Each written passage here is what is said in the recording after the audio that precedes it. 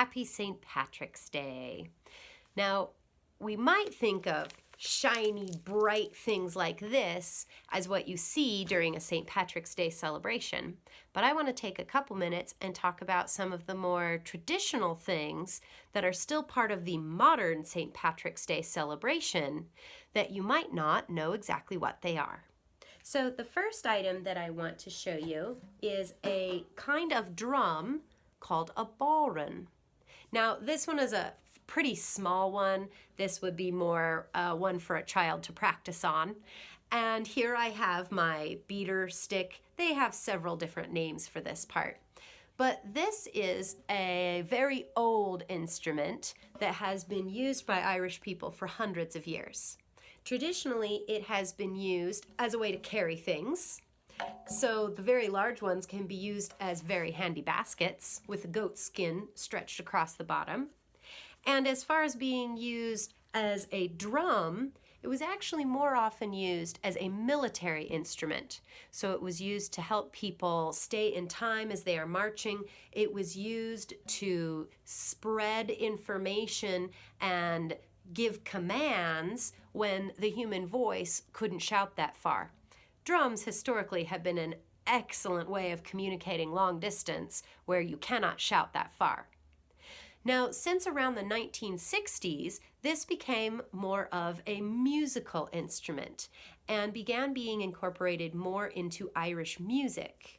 And so it is a very old instrument, but it has only been used for music and for enjoyment purposes since around the mid of the 1900s. So this is the ballroom.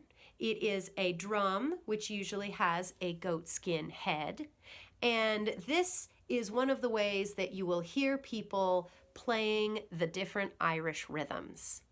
Now, another way that you might hear those Irish rhythms is not just on the ballroom, but on several other instruments playing together. And when they're playing traditional Irish music, we call that ceol tradiisiúnta.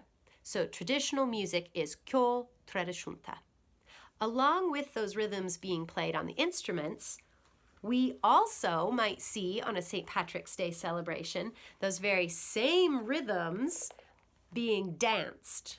Now, rinka is how you would say dance in Irish. And here we have hard shoes. These are modern hard shoes. And here we have some soft shoes. These are modern gillies or soft shoes. Now, they may remind you of the kinds of shoes that a ballet dancer might wear, except you will see that these have quite a lot of lacing that crosses all the way up. Now, these shoes are often worn by the female dancers, and they might be used for some of the lighter, graceful dances. And then you will see hard shoes worn by both girls and boys.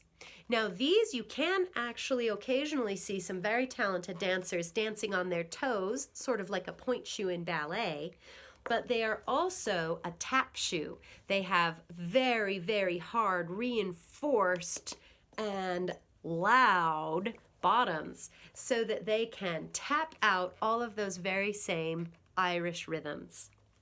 So if you think about American rock and roll songs, all of our rock and roll songs are basically in 4/4 time.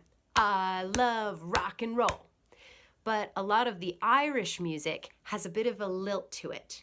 And it's more like if you think about the word rutabaga, rutabaga, rutabaga, rutabaga. There are jigs, slip jigs, all sorts of different kinds of Irish dances and kinds of Irish music. But in general, what you're going to hear on St. Patrick's Day is usually going to be something a little bit more traditional, the ceol tradiisiúnta. You might also get to see a parade or a performance of some kind, although this year we won't be able to do a lot of social gatherings that are very big, but you don't have to have a big public celebration in order to celebrate St. Patrick's Day. And in fact, in a lot of communities, you have your big parade and everything, But then you go to small family gatherings.